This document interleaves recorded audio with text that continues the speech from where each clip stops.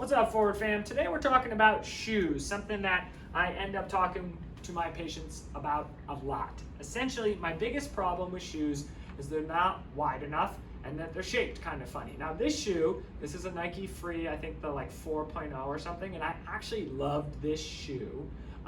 It was a little wider than most shoes, but after the 4.0 they kind of started to just make them into these really cushy shoes, and I just don't like them anymore. So anyways, the majority of people are in a shoe that is not nearly wide enough for their foot, which is going to start causing some problems. Simple problems like blisters and black toes, but also bigger problems, mechanical problems like your foot being crammed into something that was designed to be like this and it slams it into this, right? The problem with that is if this is normal, this is quote unquote a compensation, meaning it's less normal and your brain's like, I want this, but you're giving me this.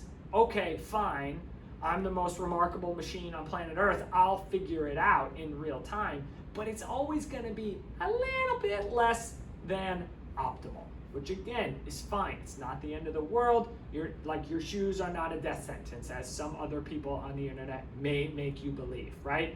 Your body gets used to it, right? We know this because a lot of people, their foot, when it's at rest now, if you come close with the camera, is shaped like this and not this. Obviously, this foot has toe spacers in, more on that later, but this is the natural shape of a foot. If you spend too many years in shoes, everything gets crammed together, and the muscles that allow you to splay your toes and wiggle them and move them independently and do things like this, they basically don't get used, right? And so you just kind of get shoved into this little thing here. Okay, so again, how do I know that most of my patients are in a shoe that's not wide enough? Well, because I have two eyeballs and I can look at it, and when they have their shoe on, I can see their foot exploding over the side of the footbed, right? So if I look at the shoe from the top down and I can't see the sole because their foot is sticking out over it, that's a really good indicator.